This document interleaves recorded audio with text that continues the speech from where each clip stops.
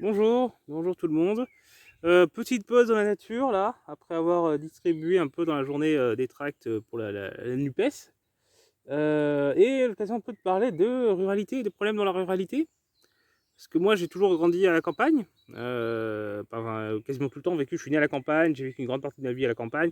Et globalement, à part quand il fallait aller en ville pour aller étudier, parce qu'il n'y a pas d'université à la campagne, sinon j'habitais à la campagne et même j'ai fait une partie de mes études dans une antenne universitaire, donc plutôt à Châteauroux, donc ville un peu importante en tant que telle, mais qui reste quand même dans un département très rural, donc ça reste quand même pas le grand centre urbain, hein, c'est pas Paris, c'est pas Montpellier, c'est Châteauroux quoi.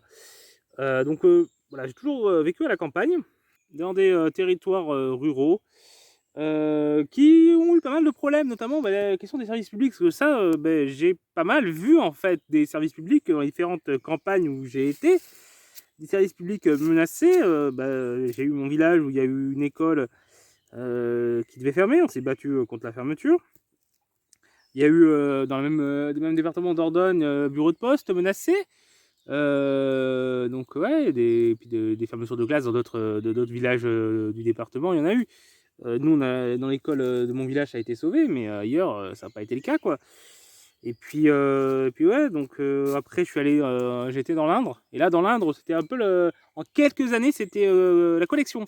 Il y avait un bureau de poste qui avait été menacé, bureau de poste de quartier. Il y a la maternité qui a été menacée quand je suis arrivé et qui a finalement fermé. Ce qui fait qu'il y a plus d'1 heure de route pour aller à la maternité la plus proche dans une grande partie du département.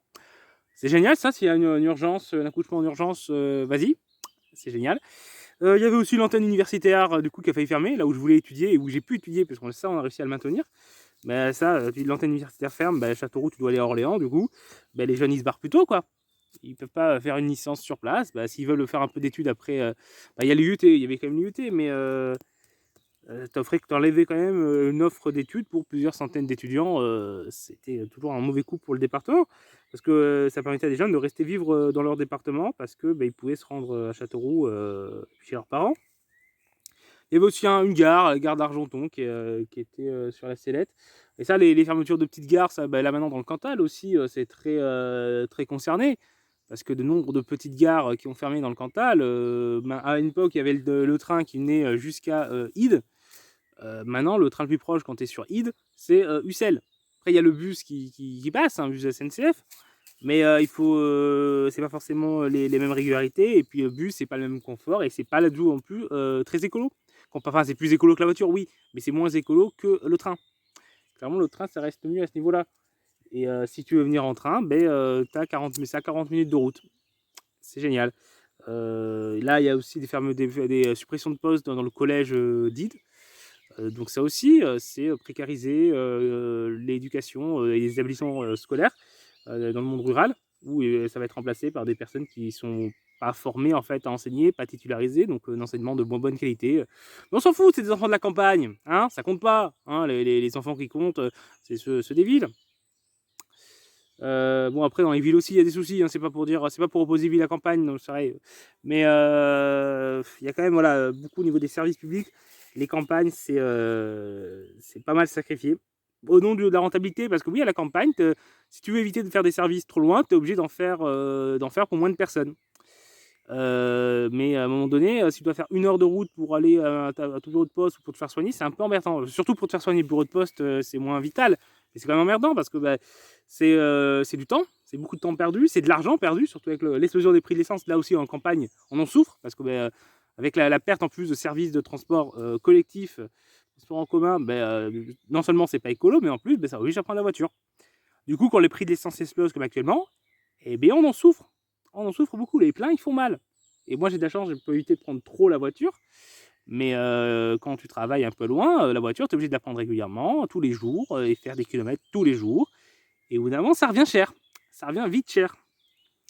Donc ça aussi, c'est un problème qui touche particulièrement le monde rural. Après, dans le monde rural, il y a aussi tout ce qui est la pauvreté du monde agricole aussi, beaucoup d'exploitants agricoles ont disparu. Il y a les faibles revenus et il y a le manque de reconnaissance pour un travail dur, très important, vital. Il y a un taux de suicide chez les agriculteurs qui est 3 fois supérieur à au reste de la population. À un moment donné, c'est qu'il y a peut-être un souci dans la profession, faut peut-être réagir. Et donc tout ça, entre les fermetures de tout ce qui est des services qui sont parfois vitaux, je veux dire, les maternités, il y a 40% à peu près des maternités qui ont disparu en 40 ans. Il y a un souci. Donc tout ça, oui, il y a une colère dans les campagnes. Tu m'étonnes qu'il y ait une colère dans les campagnes face à cette situation et qu'on ait l'impression d'être perdant des évolutions de la société et aussi avec les éloignements des prises de décision, avec les fusions de régions aussi où maintenant c'est centralisé dans des grandes agglomérations et de plus en plus loin des campagnes, et puis globalement où on donne de moins en moins de moyens aux communes, avec des routes qui ne peuvent plus être réparées, les routes communales, parce qu'il y a un manque de moyens de la part des communes, parce que les budgets sont de moins en moins, enfin les financements accordés par l'État, c'est pas top, et en plus il y a aussi des inégalités, les communes en fonction de leur taille n'ont pas le même budget par habitant, enfin la même dotation par habitant, et les communes petites sont désavantagées. Donc c'est génial, non seulement il y a moins parce qu'il y a moins d'habitants, donc ça on va dire c'est proportionnel, c'est logique, mais en plus la dotation par habitant est moins forte. Ouais, c'est génial ça aussi.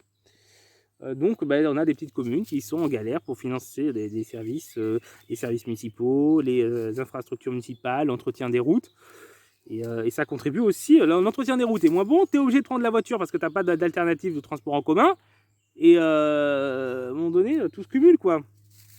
Et tout ça, c'est aussi des choix politiques. C'est des choix politiques d'austérité, c'est des choix politiques de réduire les budgets des services publics, c'est le choix politique de favoriser une grande agriculture intensive dans des grandes exploitations aux dépens de petits et moyens agriculteurs. Tout ça, voilà, c'est des choix politiques aussi qui sont faits et que nous, on veut combattre. Quand on veut assurer, déjà mettre des moratoires contre toute fermeture de nouveaux services publics, de tout nouveau centre de soins. Le centre Parkinson Deed, voilà, qui a fermé aussi parce qu'on n'a pas recruté de personnel soignant. Ça aussi, c'est un problème. On met pas les budgets, quoi. Donc ça, on veut combattre. On veut plus de postes dans l'enseignement national pour éviter de supprimer des postes dans les petites zones rurales. On veut aussi augmenter, donner des prix d'achat minimum aux agriculteurs, améliorer les aides aussi pour faire évoluer le mode de production agricole. Avec l'utilisation de produits moins dangereux pour l'environnement, mais également moins dangereux pour la santé des agriculteurs eux-mêmes qui souffrent parfois des produits qu'ils utilisent. Ça ne veut pas dire être contre les agriculteurs. Les agriculteurs, ils font ce qu'ils peuvent avec ce qu'ils ont aussi, et avec ce qu'on leur a appris à faire, et avec les moyens qu'on leur donne de faire de l'agriculture. Mais pour ça, il faut les aider, quoi.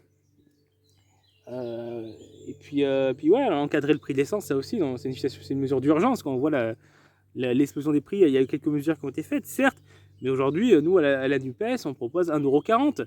1,40 € maximum du prix de l'essence, ce qui est déjà pas mal.